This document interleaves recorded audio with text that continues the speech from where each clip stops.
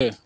So hello everybody, good morning, good afternoon, and good evening from whichever part of the world you have tuned in from. Welcome to LATOKEN VC TV show. My name is Osita Eghorn. I'm regional manager at LATOKEN. LATOKEN is a venture capital TV organized by LATOKEN VC TV crew to spread the word of technology and entrepreneurship, all together connecting investors and startups through a series of events like this. In today's event, I'm joined by my colleague, Nathaniel, who will co-moderate this event with me. Hello, Nathaniel. Hello, Sita, and greetings to all our audience from wherever you may be dialing in. My name is Nathaniel Amida, and I'm from Nigeria. And we welcome you to today's show. And we look forward to talking with our guests about the trends in cybersecurity. And we look for you to have a good time and learn a lot from this episode. Thank you very much. Thank you very much, Nathaniel. So before we go on, please bear in mind the time slot for this event is 60 minutes. So please relax. I won't be taking much of your time. And there is so much to learn, right? Yeah, so in today's discussion, we'll be looking at cybersecurity and how businesses can avoid the pitfalls and better strengthen their systems against cyber attacks. It is true the topic of cybersecurity is sweeping the world by storm, and with some of the largest and most advanced companies in the world falling victim of cyber attacks. I mean, can we completely avoid this? I don't know, but today we'll be listening to key experts who have just joined us in today's panel discussion as they talk to us on how and what businesses should be doing to tail off cyber attacks. So I'm going to start by opening the floor to the speakers to introduce themselves. So please, the speakers, starting with Gary, introduce yourself, please. Yeah, sure, Sita. My name's Gary Fowler. I'm a serial entrepreneur and investor.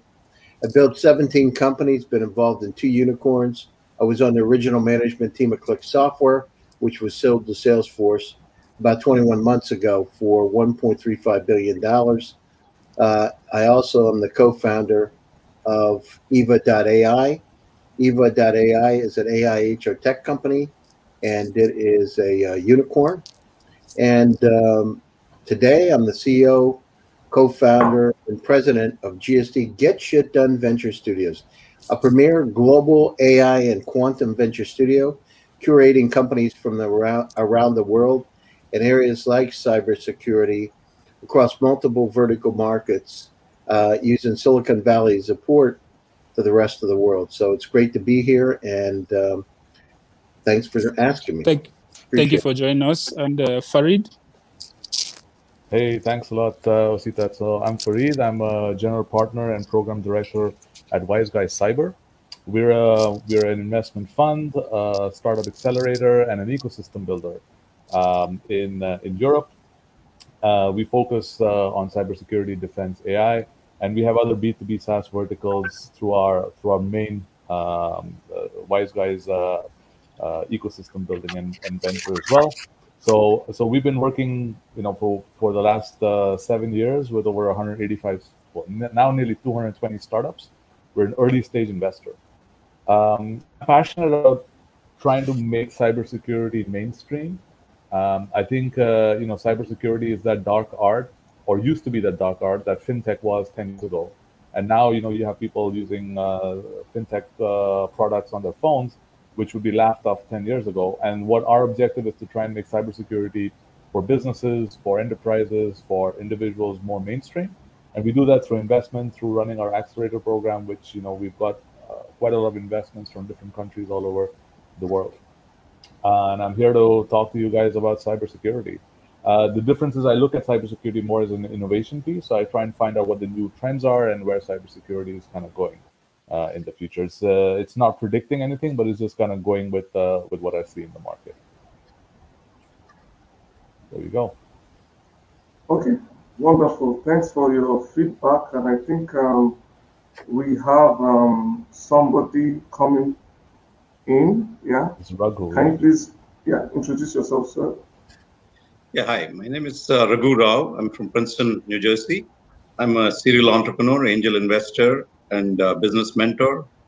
I'm also the founder of InfoZen, which did the USA.gov, which is a citizen portal for the US government, and also TSA's risk screening, background screening gateway. Currently, I'm an investor and advisor at a Split Byte, which is what we call a cyber vaccine. It's a different way to look at the whole data protection and privacy issue. So look forward to the discussion. Interesting. Cyber vaccine, almost like a cure for electronic corona. Okay. I really thank you guys for being part of this panel, and I want to start with Farid. I want to ask him easily. Cybersecurity. What are the trends in cybersecurity as we speak today? What are the trends? What are we looking forward to? I mean, what are the things that we need to guard against?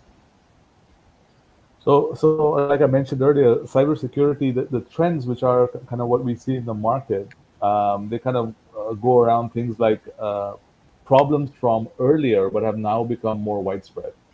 So, you're dealing with a lot of attacks that, kind of a low effort attacks like phishing.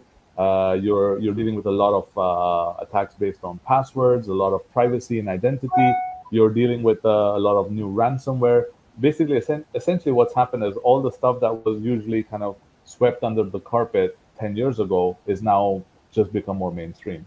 So the trends that we see is a lot of focus on solving the same problems that were there, or similar problems that were there 10 years ago, but more bite-sized pieces of it. So that you have now a lot of companies trying to solve this for enterprises, the guys who can't afford the big boys, the guys who are running their businesses from home, and this is all because of that. In the old days, you could take your data and you could put it, your data or your whatever that you wanted to protect, you could put it in a nice vault. You would normally take a backup of it, put it in a vault, and seal it, and you have to just protect it from fire. But now you're dependent on not only your protection, but on the protection of your suppliers, on the protection of your users, on the protection of your employees. So I think what's happened is that the trend is kind of trying to take cybersecurity make it more distributed, make it more so that people can don't have to get overwhelmed by it. So we see a lot of movement in that, especially in privacy, in identity, in data protection, because there's also huge consequences in it. But it's becoming more and more mainstream. More and more founders are kind of interested in solving these problems. Wonderful, wonderful. What do you think are the most common cybersecurity threats for businesses, and how do you think businesses should approach addressing these threats? So I would love to get Gary and Ragu's view on this as well. But I would say that the biggest problem that businesses currently face, and it's again kind of leading from the fact that you no longer have control over what kind of cybersecurity you're providing. I mean, you can do the minimum and say, hey, this is what we're going to do. But a lot of times your employees, your customers, your suppliers, the building and the provider of the heating and cooling of this building could lead to an attack. So I think the biggest problem is the uncertainty. So if I was to kind of put this uncertainty in how to solve this, is like you have uncertainty of your employees. So one of the weaknesses and one of the strengths that you have is you have a huge amount of employees that you need to now aware and prepare them. And the second thing is you need to understand that you need to have some way of dealing with it. I was used to work in a big telco when the WannaCry attack hit, and at that time, their way of the first line of defense was somebody coming into the floor and shouting, "Unplug your computers," and then they didn't have somebody had written the policy, but nobody had actually read the policy. So having what happens once you actually do get attacked or breached, having a recovery plan, having a plan to actually stop and minimize damage and what to do, those are the challenges that businesses are facing, and nobody has answers for that. It's a very new and upcoming field, I think. But I don't know. I'd love to hear Gary and Raghu's views on this. Yes, we're going to Gary now. Gary, your take on common threats to businesses and cyber attacks. What do you think about this? Well, I mean, so look at where we are today with the continued rise of AI and machine learning. You know, it's estimated there are up to 350,000 malicious new programs every day, and so the adversaries are out there doing things like data poisoning, model stealing, all kinds of new techniques. And then we look at the challenge we have today with quantum computers coming in. So there are some incredibly new, interesting technologies that to address this issue in terms of decentralization, as we spoke about earlier. So the challenge we have, and I had Samir Sharma on my show a few weeks ago. Samir Sharma is the general manager of Intel's Internet of Things. And one of the discussions we had was about, think about the way our world is today. Our refrigerator hooked up to the internet, our television, our houses, our smart cities, all the infrastructure that we have around us. So this problem is not decreasing with the Internet of Things is dramatically increasing. So we've got issues, and think about what's happened just in the last month. Cyber attacks on US government, cyber attacks all over the world in all kinds of different ways. So, and then we have the cloud. So what we have today is an increased problem. We've got to look at areas where we can defend and, more importantly, use artificial intelligence to predict where cyber attacks are going to occur. I wrote an article with the former chief security officer at Apple, Rick Orloff, a couple of years ago, talking about the use of artificial intelligence in a deep learning, machine learning, to be able to address these issues. And I talked about decentralized. There is a company called SplitByte, which I know my friend Ragu knows, and companies that are really in the next wave of being able to address these kind of issues. But now's the time. Everything's connected, and think about it. So if there's a cyber attack on the infrastructure of a country, on the grid, how much that's going to affect everything. And now with smart cities coming on, and they decide to attack those smart cities, how big of an impact? It's not just one company. It's not just one computer. It can be a whole country. It can be a whole region. It could be the whole world. Wonderful. Interesting insights. I mean, you can say this because of the developed countries, a lot of developed countries out there access to the internet, like you said, Internet of Things, connecting everything together. Ragu, what do you think is the common threats to businesses and to persons in the cyberspace? Yeah, I think the threats come in multiple things. There are different types of threats, right? There is protection of data. The threat, stealing the data is one. There is also, like some kind of distributed network attack where you just cannot function anymore. Denial of service type of attack. But the core behind what is behind many of these threats is the most important one is what is called an insider threat. So someone from inside either intentionally or inadvertently compromises the system, allowing somebody some kind of intrusion to happen, right?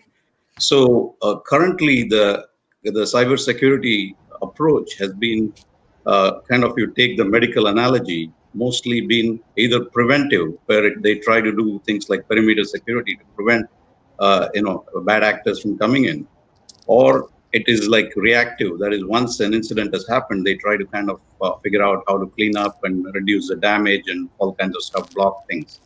The real kind of blue ocean approach that we need is to be proactive, kind of like the vaccine, where even if somebody is exposed, they don't get infected, right? So that requires more like a decentralized approach where you don't store the data. So even if the system is breached, it doesn't become a data breach.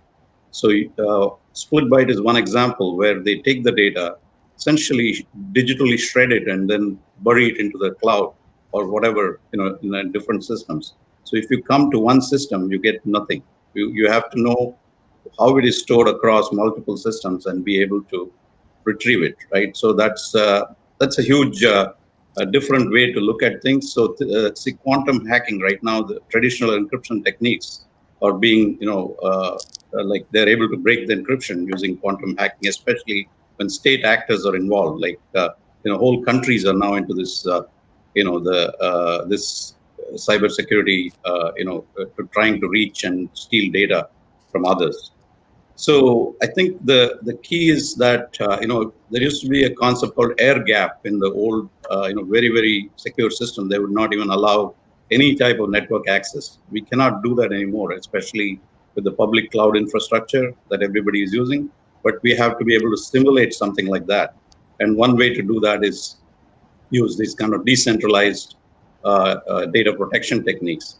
But that is from the data protection aspects. There is also different things there. Like, for instance, I think Gary was talking about what we call OT, operational technology security.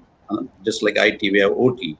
This is like all these manufacturing systems, like or things like nuclear plants, where there are a lot of processors. They're not just computers or laptops, but still processors, which again need cybersecurity. And smart, I guess we call them smart cities or smart grid and things like that. That is very important because the whole infrastructure can be compromised if we do not protect them well.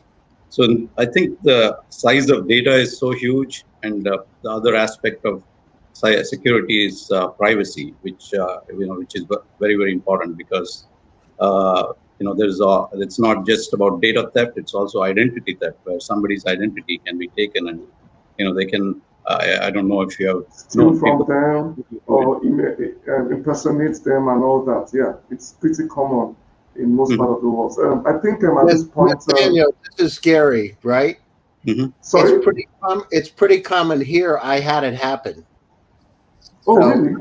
Yeah, and they actually started to get loans. They had $40,000 in credit cards, all kinds of things. I got a cybersecurity consultant to work things out, but it happens a lot more than you think. And sometimes people don't notice it. I happen to notice it because I got a letter from a credit card company because the person that stole my identity disputed a charge on a forged credit card. So wow. it was, so it happens everywhere. We're all, we all have a chance to have our identity. Look at companies around the world, these companies that look at our credit that have been breached, and they've taken a lot of the information, very secure information, and used it against the people and put it out on places like the dark web. And my consultant said my information had been on the dark web. So just this is not just about developing nations. This is a problem for each and every one of us.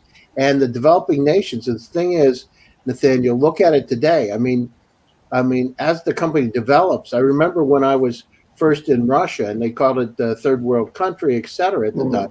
But countries develop very, very quickly.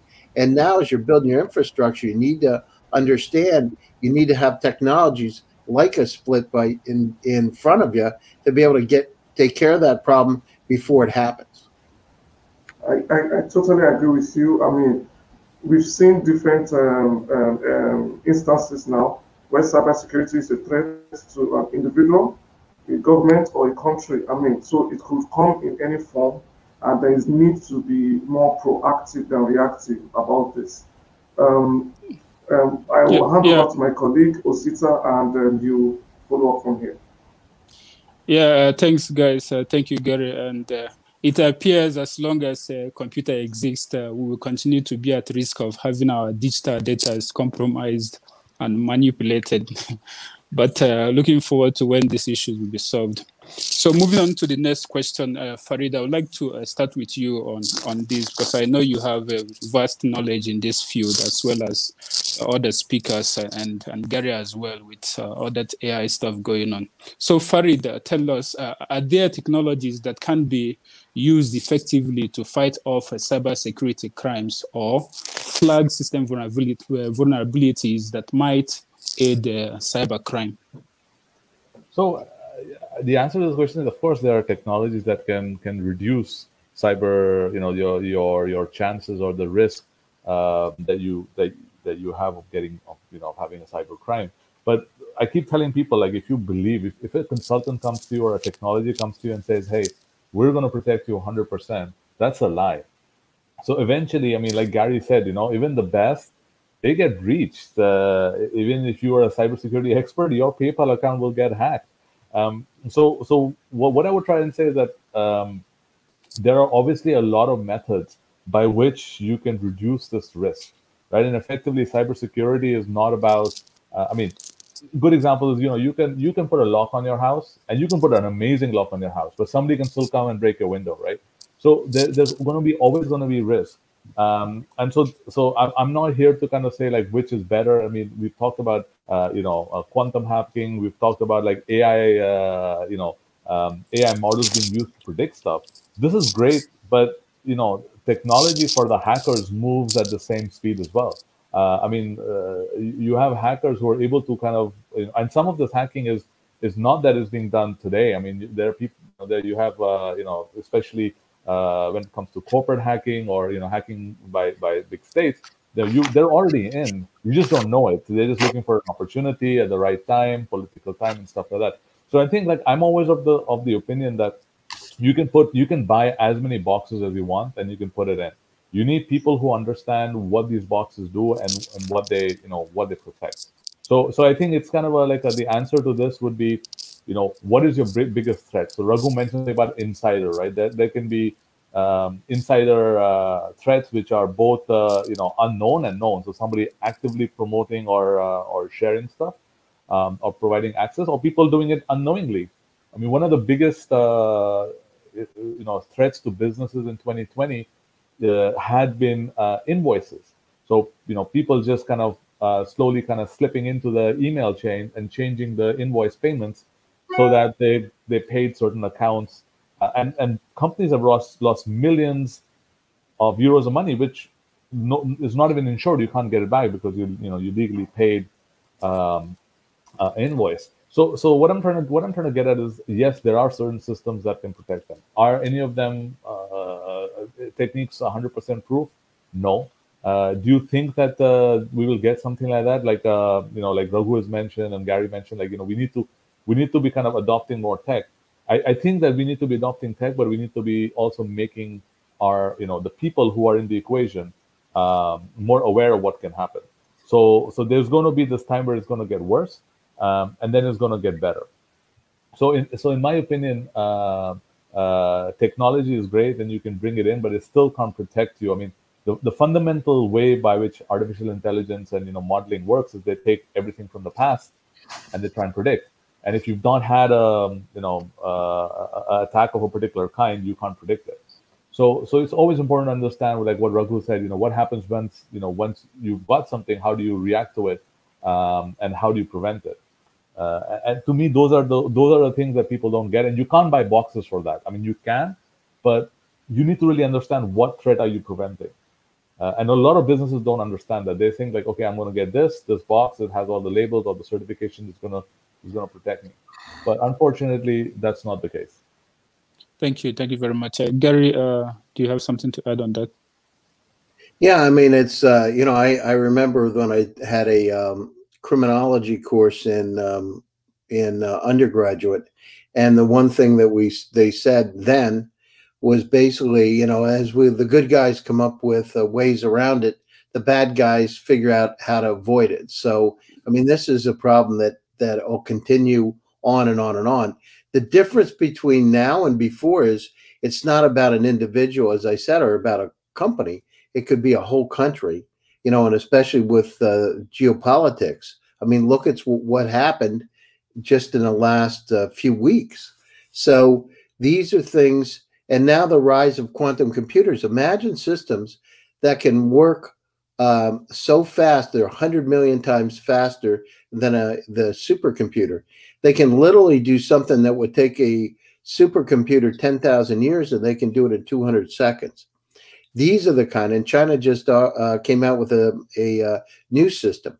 These are the kind of things, these systems that can go out. Now tie that in with artificial intelligence and throw that against a country or company and hold them hostage. Imagine what the impact could be.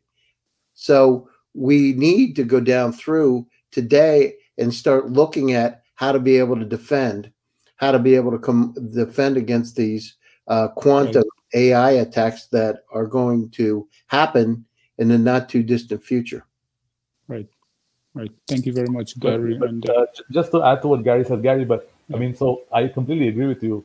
But what I see normally is that it's far easier for somebody to drop a pen drive in a car park with your company's logo on it, and 9 out of 10 employees will pick it up and put it in their laptop. Yeah, I just saw that actually. Exactly. It was in Iran actually, when they were talking about how the information got into the nuclear power plants. They actually said that was one of the things. They said an expensive drive that was dropped in a parking lot and would go in, and it was one of the speculation of how those viruses got into their programs. So I mean, it's that you're right. I mean, and then the other thing is public Wi-Fi.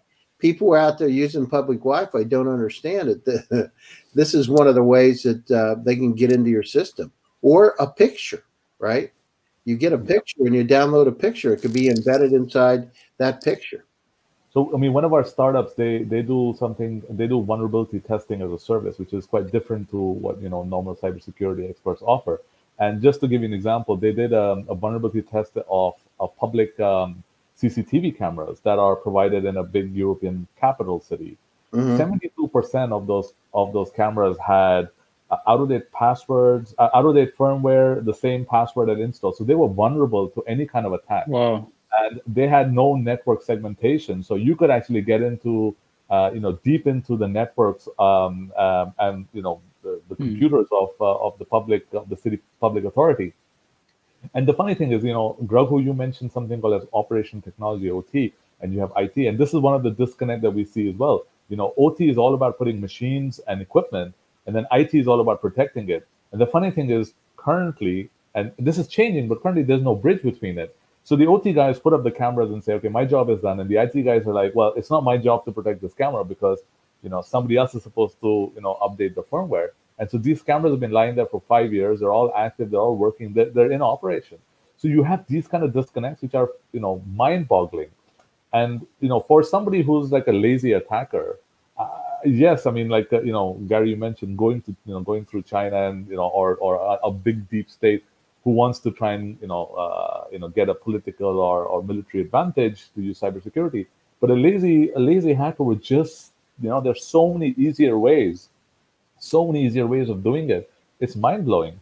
So I think like there's so many like low-hanging fruits that, and a lot of the startups that we see, they're trying to kind of, counter this, because this is where you can really kind of make a difference in volume. Of course, you can't protect from some of the deep state stuff that's going to come out, but I just wanted to say that there are these really simple things that are out there, phishing, email spoofing, which are so easy that even you and me can do it, right? And we'll get a pretty good response. We got a 70% hit rate on it, and it's crazy.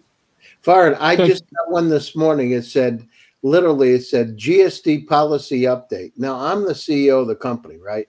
So I know if a policy comes out, please check this document. Your Microsoft 365 has been compromised. And, and so I get this thing like it's from me, right? And it's crazy. So if somebody didn't know, I mean, I don't know about you, but I don't like, if anything's even a little bit suspicious, I don't look at it all anymore. At all. I don't take any chances, especially if it says download or go to this website.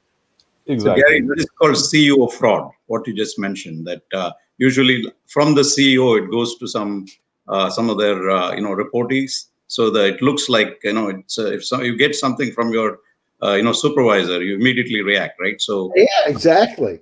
So, or even like a large company, right, Ragu? And somebody says, hey, this is your immediate attention. This is from the vice president of operations. What are you going to do, right? You know what I mean? You got to like debate. Do I call up his office and try to get a hold of him and see if this is real or what? Yep. Yes. So great. Farid, back to the point you mentioned. Isn't it IT security supposed to be part of the main job in an IT unit department in an organization? No, no. Really? This is the job that you're giving them. An IT department's job is to maintain and provide IT solutions. They may or may not have cybersecurity expertise, and that's a different case. And this is the funny pit that we come to, is that very often we connect both of them together and we say, okay, it's going to be IT because my laptop. Yeah, but 9 or 10 times it's got different skills. It's the same as like saying, hey, you work as a waitress, so why don't you go cook the food as well, right? Just because it's in the same industry, you can't provide them with that classification. So, and this is why what I was very interesting, because it's a space that's this dark space where you need experts and it's very expensive. But you have to really understand, what am I protecting, and what are the consequences of this risk, and what are the risks? Who's gonna rat me out? Is it going to be a competition? If I'm a small company, no competitor will actually like to hack me. It'll probably be a disgruntled employee or just a random young hacker trying to do something. So you need to really understand. Now Gary got this email. In today, companies don't have a system by which I can report an email. I don't know whether an email is real or not. So I think one of the bigger problems we're going to face, and this is something that nobody's seen, is that everything related to your bank accounts, to your trading accounts, to even now governments are using email. And none of these emails are signed. None of these emails are certified. Yes, in a lot of countries like Estonia, you have digital signatures and stuff like that, so you can figure out whether they're real or not. But you're going to now start having a lot of these easy cybersecurity crimes being committed by the fact that everything is going digital. And you're going to get an email like Gary got, and he's going to get an email from the tax authority, and he's going to get an email from his bank and his phone company just saying, hey, pay here, pay this, change your bank account, your password's been breached, because we're all moving digital. And none of the email providers are equipped to do this. They're not equipped to handle this. And Gary and myself, we're on a generation where we're okay, we kind of get it. But my parents, they have everything online, and they've probably been breached 50 times so far, from an email from Apple to an email from PayPal to an email from somewhere, and there's no solution to it. There's no box for your email. Thank you, Farid. So moving on to the next question, and Ragu, I would like to take you on that. So COVID-19 has accelerated the need for remote work-based environment. We've seen a lot of activities now based on cloud services, files being shared, etc. All these things. So how do we protect sensitive information handled and stored by third-party vendors or cloud-based services? Yeah, I think because of the pandemic, what has happened is that everybody is forced to kind of use the public networks, right? Before there was this, I think Farid alluded to it. You had like a data center where you could wall it off and then protect it. But that concept doesn't work, because people are sitting at home and using their whatever their Wi-Fi, their provider. So it is extended into the public infrastructure, right? So that is why you need techniques that the things like VPN and some of those things don't work anymore. So you need a technique that will protect not only the connection, but also authenticate it in a way that it's not just about one password. There's something called behavioral biometric, right? There's regular biometric, which is they use stuff like fingerprint or iris scan or like facial recognition. Of course, there is fake possibilities there, faking possibilities. But there is also something called a behavioral biometric. What people do is on a daily basis, right? How they use it. For instance, if you're using your mobile phone, you hold it in a certain way. You might type things, using your fingers in a certain way, right? That is learned by this software. And then if you do something differently, including there are so many parameters. There are behavioral biometrics with using like 200 parameters. So they know if something is different, that it may be like it's compromised, that the phone is being used by somebody else, for instance. So those kind of we need techniques that are not just the same conventional things on top of riding on top of the traditional security mechanisms to prevent this kind of identity theft happening. I think that's the most important thing given the pandemic. Thank you very much. And Gary, can we hear your thoughts on that? I'm sorry, can you repeat the question, please? Yeah, so the question is, how do we protect sensitive information handled and stored by third-party vendors or cloud-based services? So in terms of protecting the data that is stored from third-party vendors, it's, we've got to come up with, so encryption is one of the ways to do it. Having these systems out there to be able to understand these decentralized systems, as we talked about.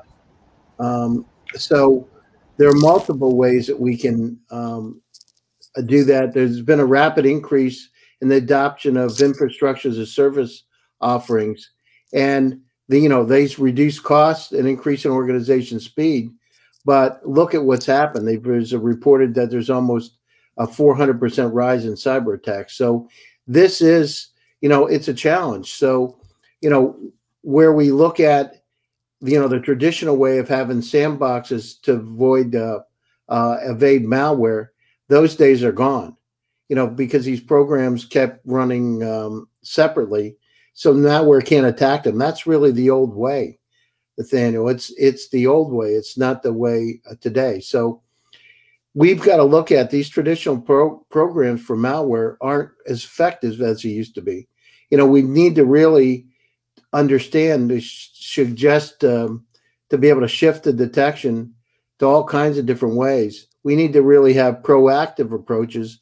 And I talked about AI being able to forecast. And I wrote an article a couple of years ago with Rick Orloff talking about using artificial intelligence to forecast where those attacks are going to be and plug the hole before it's a problem. So those are some of the things. So, again, the days of sandbox evading malware, those days are gone. The continued rise of AI and machine learning, and to be able to combat these huge threats. But the cyber criminals today are turning to areas like data poisoning, model stealing, those kind of areas. And the key is that we need to be vigilant. We need to forecast where it's going to be, and we need to be able to plug those holes, as I said, before it happens. And we need to have areas like these multi-factor authentication. I mean, it's simple to set it up, but how many people really do it, right? So you put in your password and it goes to your phone just to confirm that you are who you are, right? So, and one of the things is we're talking here, and you look at how could we come up with, and it's interesting, a system that actually could verify. We talked about the digital signatures in Estonia, but coming up with a system that would actually go down through and verify that that email is from that person. That would be interesting, and it's actually given me something to think about a little bit. Thank you very much. Thank you very much. Before, Farid, for Gary. I mean, Gary, do you think that the reduction of data might be one of the ways to solve this? Because I mean, for the last 10 years, every big company is kind of working on this big data boom, right? And now you suddenly have this problem where you have too much data and you're actually monetizing this data, but you still have to protect it. So the original question that Wasita asked, like, how do you protect it? One of the things I suggest companies is like, just collect the data that you want and don't overburden yourself with collecting too much data, because then you can collect too much data, you become, a lot more damage can be had with it, right? Yeah, I mean, but the problem is that we have today is that in the world, there are about 40 zettabytes of data. So if you stack the CD one on top of another, it would go 29 times between the Earth and the Moon. And that amount of data is increasing to 66.7% per year. So the problem is the data is, we're dramatically increasing every year. So those companies are, the Alvin Toffler wrote a book called Future Shock, and he coined a term called infobesity. And that's really where we are today. And it's not stopping. I mean, it's just dramatically increasing. Think about it. Each one of us here on this call have about 300,000 items in their personal cloud. The entire World Wide Web in 1996 was 257,000 websites. The amount of data in your own personal cloud, Google Drive, Dropbox, Box, 5 to 7 email addresses, and you say, well, I don't have 5 to 7, but you look at Hotmail and the accounts, AOL accounts you used to have. Then at the same time, that amount of data that we have in our personal cloud is doubling every year. In 5 years, it's estimated that each person on the call with the Internet of Things will have 10 million items. How in the world? We're just, think about it's almost like the cyber criminals will hit the gold mine for each one of us and companies. So those are the challenges. So I agree with you. If we could reduce the data, it would be great. But unfortunately, the companies are increasing the amount of data. Yeah, I agree with that, Gary. I don't think it's possible to reduce the data because things like, your Fitbit or wearables, there's so much data being generated every second, right? So the trick is not to reduce the data, but how can you let the data be, the whole issue is about privacy, right? That the person creating the data needs to own it and be able to share it. And one way of reducing the data is to pick things like that are relevant, right? And then discard it at the edge itself, so it doesn't get stored. But that's not possible for certain types of data, like health data and things like that. So where the experts have to look at it. So I think there's both types, right? Something that that's your data, you can actually decide what to keep and what not to keep. But then there is data that can be useful to other people too. Like if everybody shares their health data without the personalizing information, it can be used for all kinds of automated diagnosis and improving health lifestyles, healthy lifestyles and things like that. So I think the key is to have the privacy aspect, right? In addition to the data protection itself, the privacy in terms of who gives the data and when they can give the data, they need to really own the data. So, yeah, I'm absolutely Ragu. Yeah, thank you very much, Ragu and Gary. The time is really against us, so we take one more question from my colleague Nathaniel, and then we take a closing comment. Natalia, over to you. Okay, guys. I recall a couple of years ago when everybody mentioned cybersecurity or viruses, trojans, and stuff like malware. The thing that comes to your mind is antivirus, an antivirus program or antivirus software. Now, from what you've mentioned, that is obviously not enough. More has to be done for individuals, for companies, businesses, and even on the wider government space. Now, what I want to find out from you is what habits going forward do people, Ragu, what habits do people need to imbibe to protect their information and to avoid being victims of cyber attacks, so to say? Ragu, can we start with you? Yeah, I think there are best practices out there. It's about a behavior. It's not just like one time you do it. You see, what is needed is what is called continuous monitoring. That you're looking at for vulnerabilities all the time, applying the right patches. There is things called risk management frameworks that are available. A lot of the corporates use it, but even they just do a kind of a checkbox type of approach. They will do an audit like maybe once a quarter. But these attacks are happening every second. So you cannot just kind of do one time, that kind of approaches. You have to actually be continuously monitoring your system for potential vulnerabilities.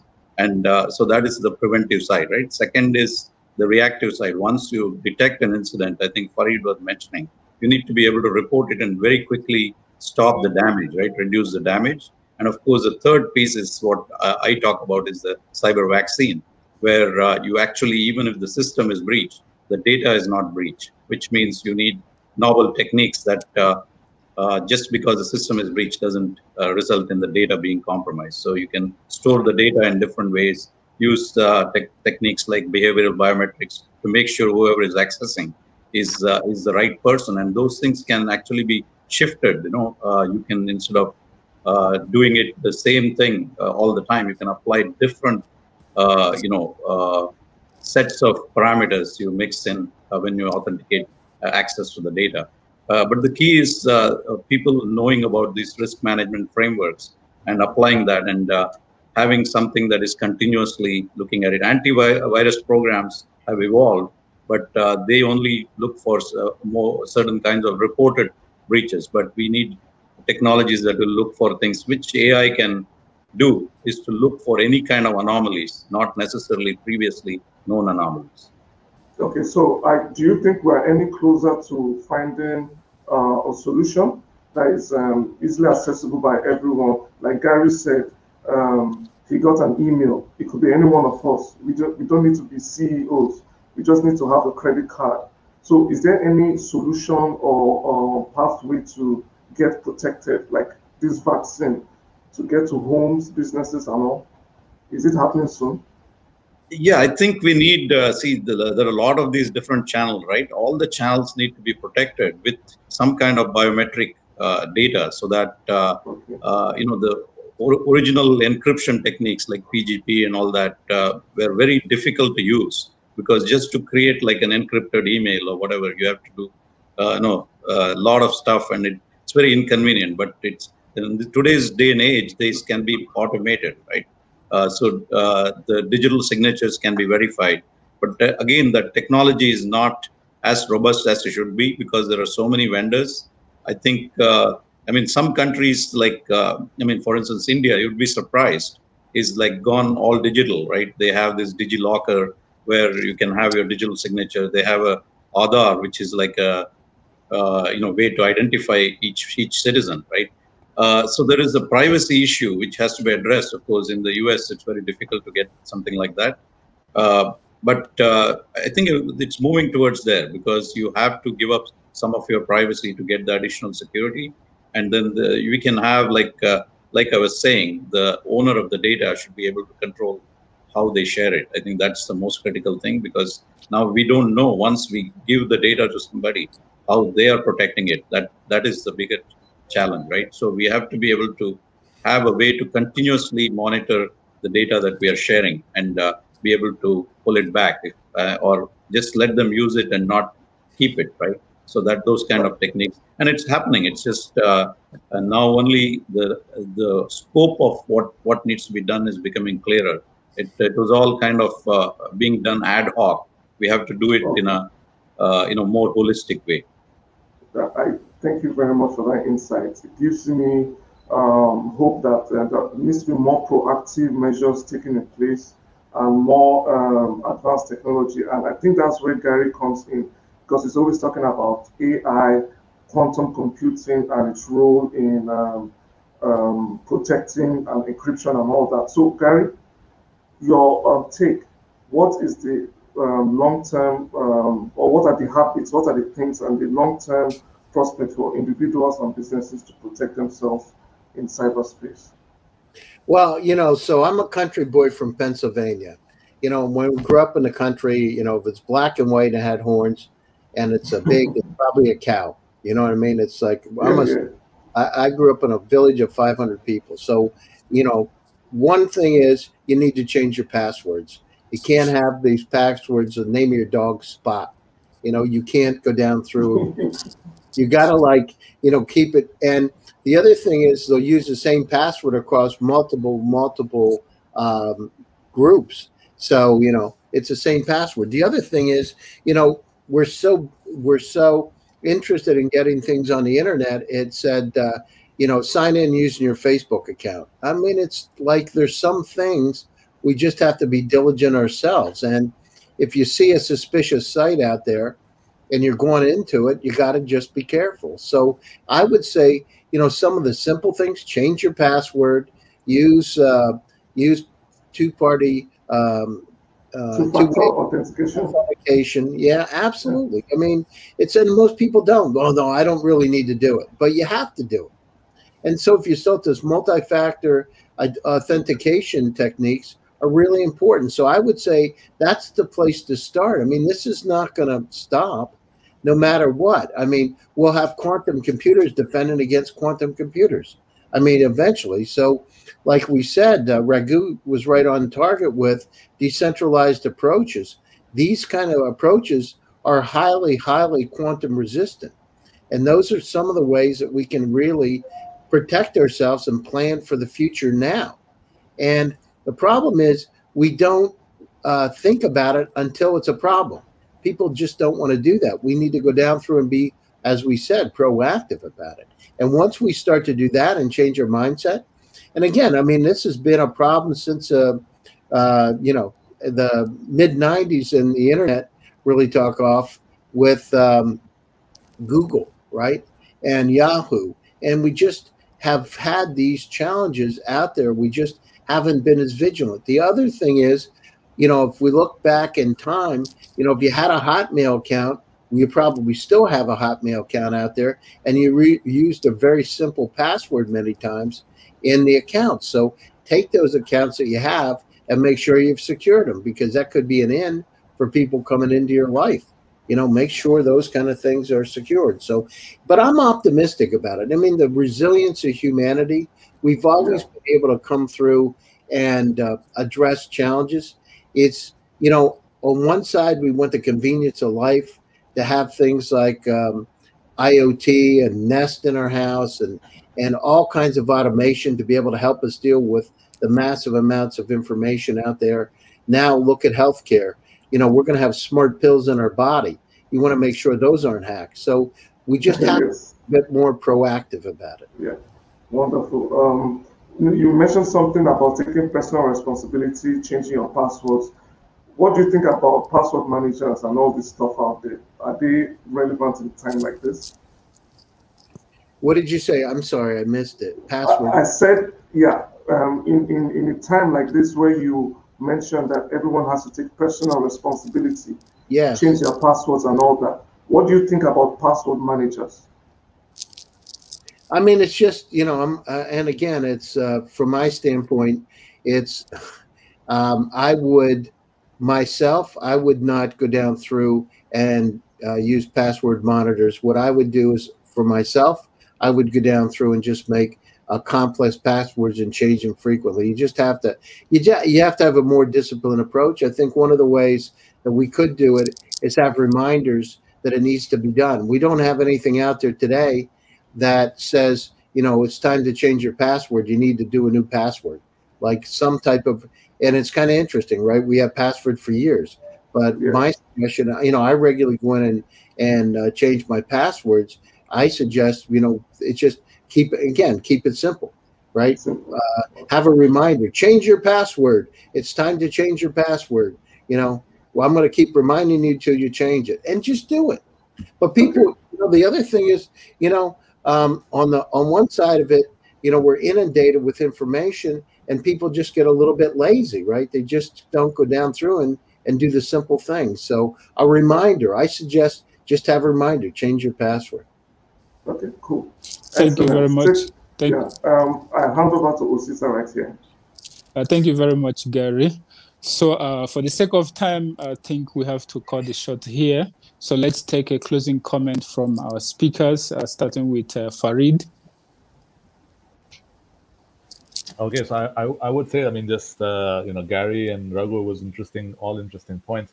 I also share the optimism that Gary has, that things will, you know, we will get through this. But I do think that, you know, we have to start taking responsibility for a lot of stuff.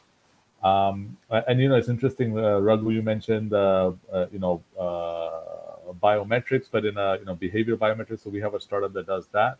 That's a third factor on your logins, email signature. So what I would also say is that, you know, at the moment, cybersecurity is a place where we need to really encourage companies to come up with new solutions, and then we need CISOs and other companies to be brave and give these guys a chance. Because one of the, you know, as an early investor in startups, especially cybersecurity startups, one of the biggest kind of pushback we have is the fact that people want a Cisco or, you know, a name brand, when all they're doing is like basically hashing the same pie over and over again. So what I would say is that, you know, the problem is going to get worse. It's going to get more complex, but so is the technology. You know, I would just say, like, it's time that we need to kind of have a little bit of faith in some of the upcoming solutions that are trying to solve these, and we need to find a better way of supporting them. So, if I have a call to action, which should be like, the number of cybersecurity startups are probably 1/100th of regular SaaS. So we really need like, ecosystem builders to partner and work together. And, my call is to Gary and to Ragu. We have an accelerator, come, mentor, come to demo days, introduce them to companies who think might use them. But this is what we need to solve this problem at scale, right? Fintech didn't become go to your phone overnight. Somebody worked really hard with banks, and now you can trade and look at your bank account on your phone. So this is where we want cybersecurity to be. Thank you very much, Farid. And Ragu, your closing thought on cybersecurity now. Yeah, thank you, Osita and Nathaniel. I think this has been a very interesting discussion. I think the cybersecurity is an area where we need blue ocean approaches, not just the traditional approaches, where remembering a password is a chore, right? You were asking about password managers. We should not have to remember. There are better ways, like I said, like supplement your password type of approach with behavioral biometric and things like that. Right now, everything is dependent, for instance, on your mobile phone to a large extent, even two-factor authentication and things like that. Mobile phone is good. You need some way to authenticate yourself, right? That is becoming more and more sophisticated. Again, AI and many of these decentralized techniques is what is going to make it so that you don't have to remember your password as such. It is automatically something you can authenticate yourself with. I think that's where the industry is going, but they have to figure out a way that it works in all situations. So pleasure to have this discussion. I can be reached on LinkedIn at Ragu Rao, and happy to help. Cybersecurity is my passion, but I also help in green tech, clean tech, and biotech areas as well. Thank you very much, Ragu. And finally, Gary. Yeah. So no, this is a great time. Think about what's happened over the last year in the digital transformation. It's really brought us all together. Here we are on VCTV. So it's given us a great opportunity to share ideas, to share knowledge, for startups to be able to get closer to investors. I'm excited about the future. I'm excited about quantum computers and the kind of things, and AI, and how it's going to fundamentally change our lives. I also understand there's always going to be threats out there. And as I said, we've already responded to those threats in kind. And I'm excited about the future. Data is around us. Data is growing at an incredible rate. As I said, 66.7% per year, which is an incredible amount. And so what we need to do is we need to have tools out there to help us understand the data, and tools out there that help us defend against the threats, and also systems out there that help us. As we talked, I had thought you said not password managers but monitors, and I actually started to think, that's interesting. As a company, I was thinking, so it actually made me think about things. So I'm actually gonna awesome. dive into a little bit. So I misinterpreted what you said. So, but it's interesting. So, and it's turned into an idea. It's turned into an idea. What I'm thinking is, what if we had a cybersecurity assistant to help us understand where the threats are? So it's almost like an intelligent, smart assistant, but it's really intelligent, but it's a cybersecurity assistant to instantly understand where your vulnerabilities are and help you understand what needs to be fixed or fix it for you and alert you to what's fixed. Thank you very much, Gary. Yeah, so thanks for the idea. My misinterpretation turned into another idea. Great. Thank you very much, everyone. Thank you, Gary, Ragu, and Farid for coming on this show and sharing your insights and ideas with us. Great to have you, and I hope to see you next time. All right, viewers, unfortunately, we've come to the end of today's show. I hope you enjoyed it and learned a lot. We'll see you next time. And so if you're there, an entrepreneur or business, you want to get on the show, pitch your idea, and get meaningful insight from our panel of speakers, or you want to get on the panel discussion and share also your thoughts and insights, do write us an email to LATOKEN VCTV crew or myself or any of my colleagues, and we'll get you on board. All right. Thank you again for joining us today. Until next time, see you. Bye-bye. Bye. Bye-bye.